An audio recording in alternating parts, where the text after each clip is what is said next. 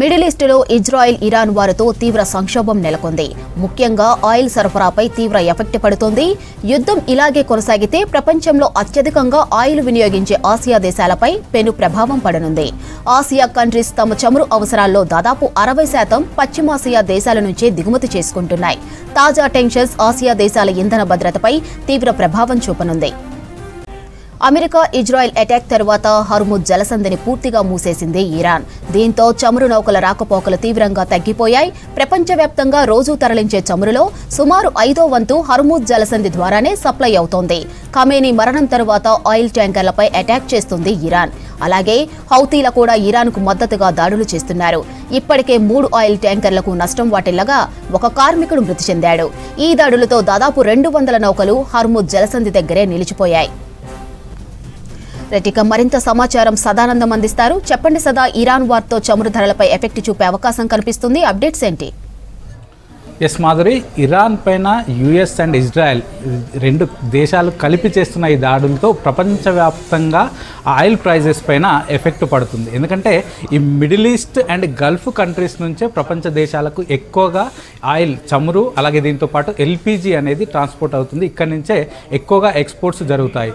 So దీంతో ఇప్పుడు Iran పైన ఇజ్రాయెల్ అండ్ యుఎస్ కలిపి దాడులు చేస్తుంది. దానికి ప్రతిదాడిగా ఇరాన్ ఈ ఏవైతే మిడిల్ ఈస్ట్ కంట్రీస్ ఉన్నాయో వాటిపైన అటాక్ చేస్తుంది. సో ఈ మిడిల్ ఈస్ట్ కంట్రీస్ పైన ఇరాన్ ఎందుకు అటాక్ చేస్తుందంటే యుఎస్ ఈ ఇరాన్కు పక్కనే ఉన్న దేశాలైనటువంటి యుఏఈ కానీ, కువైట్ కానీ, ఒమన్ కానీ, ఈ ఆయా దుబాయ్ కానీ, ఈ ఆయా దేశాలు వీటన్నిటిలో వాళ్ళ నావల్ బేస్ కానీ ఎయిర్ బేస్లు ఏర్పాటు చేసుకొని అక్కడి నుంచే ఇరాన్ని అటాక్ చేస్తుంది. సో దీనికి ప్రతిదాడిగా ఇరాన్ కూడా డైరెక్ట్గా యుఎస్కు సంబంధించిన ఎయిర్ బేసెస్ కానీ, నావల్ బేసెస్ కానీ ఎక్కడైతే ఉన్నాయో వాటిపైన అటాక్ చేస్తుంది. సో దీంతో ఆయా దేశాలపైన ఎఫెక్ట్ పడుతుంది. సో దీంతో ఈ కంట్రీస్ నుంచి ఏదైతే ఆయిల్ ఎక్స్పోర్ట్ అవుతుందో వివిధ దేశాలకు, అదంతా కూడా పూర్తిగా ఆల్మోస్ట్ ఆగిపోతుంది. ఇదే కాకుండా ఇరాన్ చేతుల్లో ఉన్నటువంటి స్ట్రేట్ ఆఫ్ హార్ముజ్, ఇది ప్రపంచ దేశాలకు ఆయిల్ మొత్తం కూడా నౌకల ద్వారా వెళ్ళేది. ఈ స్ట్రేట్ ఆఫ్ హార్ముజ్ మీదుగానే 20% వెళ్తుంది. అందులో ఈ ఏషియన్ కంట్రీస్ అయినా ఎక్కువగా ఆయిల్ని యూటిలైజ్ చేసేటువంటి ఇండియా కానీ, చైనా కానీ, జపాన్ కానీ, సౌత్ కొరియా కానీ, ఇట్లాంటి దేశాలకు 60% ఈ స్ట్రేట్ ఆఫ్ హార్ముజ్ నుంచే వెళ్తుంది. సో ప్రస్తుతం ఇదంతా కూడా స్ట్రేట్ ఆఫ్ హార్ముజ్ ఇరాన్ చేతిలో ఉంటుంది. వాళ్ళు ఎప్పుడంటే అప్పుడు క్లోజ్ చేసుకోవచ్చు. ఇప్పుడు అఫీషియల్గా ఇరాన్ క్లోజ్ చేయకపోయినా ప్రస్తుతానికైతే స్ట్రేట్ ఆఫ్ హార్ముజ్ క్లోజ్ ఉంది. సో దీంతో ఇండియా కానీ, చైనా కానీ, జపాన్, సౌత్ కొరియా, మలేషియా ఇట్లాంటి దేశాలకు, ఏషియన్ కంట్రీస్ అన్నిటికీ కూడా ప్రస్తుతానికి ఆయిల్ ఎక్స్పోర్ట్ అనేది ఆగిపోయింది. సో ఇది అసలు స్ట్రేట్ ఆఫ్ హార్ముజ్ ఎక్కడ ఉంటుంది, సో ఇరాన్ నుంచి ఆయిల్ ఎక్స్పోర్ట్స్ ఎట్లా జరుగుతాయి అనేది మనం మ్యాప్ ద్వారా చూద్దాం. సో ఇదంతా కూడా ప్రస్తుతం ఇరాన్. సో ఈ ఇరాన్ పైన అటాక్ జరుగుతుంది. సో ఈ ఇరాన్ పైన అటాక్ జరిగితే ఎక్కడ జరుగుతుంది, ఎక్కడి నుంచి? కువైట్ కానీ, బహ్రెయిన్, ఖతార్, యుఏఈ, ఈ దుబాయ్, ఇవన్నీ కూడా ఈ ప్లేసెస్లో, ఈ కంట్రీస్లో యుఎస్ వాళ్ళకు సంబంధించిన ఎయిర్ బేస్లను ఇక్కడ ఏర్పాటు చేసుకుంది. సో ఈ ఎయిర్ బేస్ నుంచి డైరెక్ట్గా ఇరాన్ పైన, ఇదంతా కూడా ఇరాన్కి సంబంధించిందే. ఇక్కడ టెహ్రాన్ వాళ్ళ రాజధాని ఉంటుంది. సో ఇక్కడ నుంచి డైరెక్ట్గా వీళ్ళపైన ఎయిర్ బేస్ కానీ, లేకపోతే మిజైల్స్ కానీ, డ్రోన్స్ కానీ ఇక్కడికి పంపిస్తుంది. సో దీనికి ప్రతిగా వీళ్ళు డైరెక్ట్గా ఆయా కంట్రీస్ పైన, కువైట్ పైన, బహ్రెయిన్ పైన, ఖతార్లో, అలాగే దుబాయ్లో, యుఏఈలో వీళ్ళు అటాక్ చేస్తున్నారు. సో దీంతో ఈ కంట్రీస్ కువైట్ నుంచి, బహ్రెయిన్ నుంచి, ఖతార్ నుంచి, యుఏఈ నుంచి ఎక్కువగా ఏషియన్ కంట్రీస్ అయిన మన ఇండియా కానీ, మన ఇండియా మొత్తం 100%లో ఓన్లీ 15% మాత్రమే మనము ఈ ఆయిల్ను మనం ప్రొడ్యూస్ చేసుకుంటాం. మిగతా 85% వివిధ దేశాల నుంచి వస్తుంది.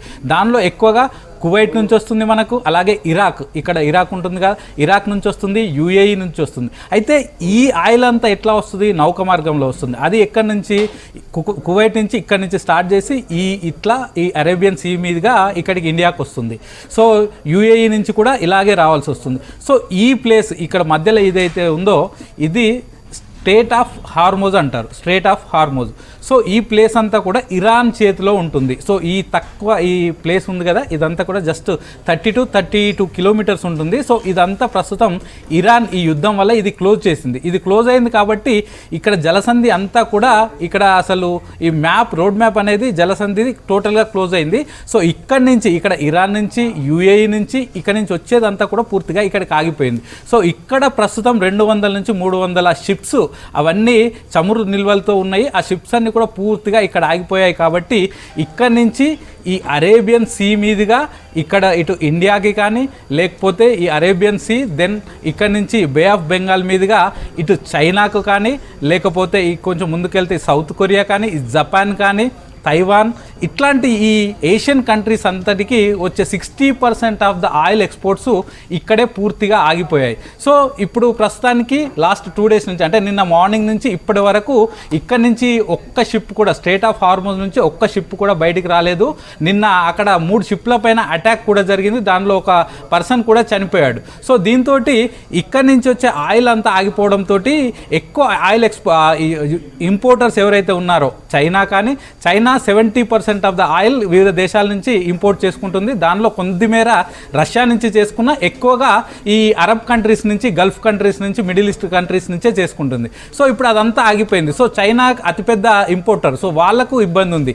ఇండియా కూడా 85% ఇంపోర్ట్స్ చేసుకుంటుంది. సో వాళ్ళకు కూడా ఆగిపోయింది. అలాగే ముఖ్యంగా ఎక్కువగా జపాన్ కూడా, ఈ జపాన్ కానీ, సౌత్ కొరియా కానీ, ఇవి కూడా ఎక్కువగా ఇంపోర్ట్ చేసుకుంటాయి. వీళ్ళకు కూడా ఇబ్బంది అవుతుంది. సో వీళ్ళందరికీ నెక్స్ట్ ఇప్పుడు ఈ యుద్ధం మరొక 2-3 వారాలుగా కొనసాగే అవకాశం ఉంటుందంటూ ట్రంప్ ఇప్పటికే ప్రకటించాడు. కాబట్టి అప్పటి వరకు ఇరాన్ ఈ స్ట్రేట్ ఆఫ్ హార్మోజ్ ఓపెన్ చేసే పరిస్థితి మనకు కనిపించట్లేదు. సో అప్పటి వరకు మనకు ఆయిల్ ఎలా, ఎందుకంటే ఇండియాకి కానీ, చైనాకి కానీ, ఇటు జపాన్, సౌత్ కొరియా, ఇతర దేశాలు ఏవైతే ఉన్నాయో, ఇటు ఏషియన్ కంట్రీస్, వీటన్నింటికి ఆయిల్ చాలా ఇంపార్టెంట్. ఆల్రెడీ ఇవి ఎక్కువగా ఇంపోర్ట్ చేసుకుంటున్నాయి. ఎందుకంటే మన దేశాల్లో ఎక్కువగా ఆయిల్ రిజర్వ్స్ నిల్వలు లేవు కాబట్టి ఎక్కువగా ఇంపోర్ట్ చేసుకుంటారు. సో వీటికి నెక్స్ట్ ఏంటి అంటే మనకు నెక్స్ట్ వచ్చేది ఆప్షన్ వచ్చేది రష్యా ఒకటే ఉంది. సో రష్యాకి ఇండియాకి టర్మ్స్ ఇప్పుడు బాగున్నాయి కాబట్టి ఆల్రెడీ రష్యా నుంచి కొద్దిమేర ఇప్పటికే ఇండియా కొద్దిమేర ఇంపోర్ట్స్ చేసుకుంటుంది. కానీ దీన్ని పెంచడానికి ఇప్పుడు రష్యాతోటి మళ్ళీ చర్చలు చేయాల్సిన సందర్భం వచ్చింది. ఇటు చైనా కానీ, మనం కానీ, జపాన్ కానీ, సౌత్ కొరియా కానీ, ఇవన్నీ ఇప్పుడు తిరిగి రష్యా పైన ఆధారపడాల్సిన సిచ్యువేషన్ దీనివల్ల వచ్చింది. అయితే చైనాకి ఇప్పుడు ఎక్కువగా పెద్ద దెబ్బ పడుతుంది. ఎందుకంటే ఇన్ని రోజుల పాటు చైనా ఇరాన్ నుంచి ఎక్కువగా ఆయిల్ ఇంపోర్ట్ చేసుకునేది. అయితే ప్రపంచవ్యాప్తంగా ఎక్కడైనా కూడా ఆయిల్ మనం ఇంపోర్ట్స్ చేసినా US డాలర్స్ రూపంలోనే, ఆ డాలర్స్ ప్రకారమే ఆయిల్ ఇంపోర్ట్స్ అండ్ ఎక్స్పోర్ట్స్ జరుగుతాయి. కానీ చైనా మాత్రం ఇరాన్ కరెన్సీ తోటి డైరెక్ట్గా ఇంపోర్ట్ చేసుకుంటుంది. దీంతో వాళ్ళకి ఇన్ని రోజుల పాటు తక్కువ ప్రైస్కే ఇరాన్ నుంచి చైనాకి ఆయిల్ వచ్చింది. సో ఇప్పుడు మాత్రం వాళ్ళు ఇతర దేశాలు ఎక్కడ ఇంపోర్ట్ చేసుకున్నామా వాళ్ళందరూ మళ్ళీ తిరిగి US సంబంధించిన డాలర్ తోటి వాళ్ళు కొనుగోలు చేయాల్సి ఉంటుంది. సో ఇప్పుడు చైనాకి ఎక్కువగా ఎఫెక్ట్ అయ్యే అవకాశాలు ఉంటాయి. ఇక ప్రస్తుతానికైతే ముందున్న దారి ఒకటే, ఈ ఏషియన్ కంట్రీస్ అన్నిటికీ అది రష్యానే కనిపిస్తుంది. ఆ తర్వాత ప్రస్తుతం ఏ దేశమైనా కూడా ఎక్కువగా 90 డేస్కు సరిపోయే రిజర్వ్స్ అన్నిటినీ ముందుగానే, ఇట్లాంటి యుద్ధాలు అవి జరుగుతాయని ఏ దేశమైనా 90 డేస్కి సరిపడే రిజర్వ్స్ను స్టోర్ చేసుకొని పెట్టుకుంటుంది.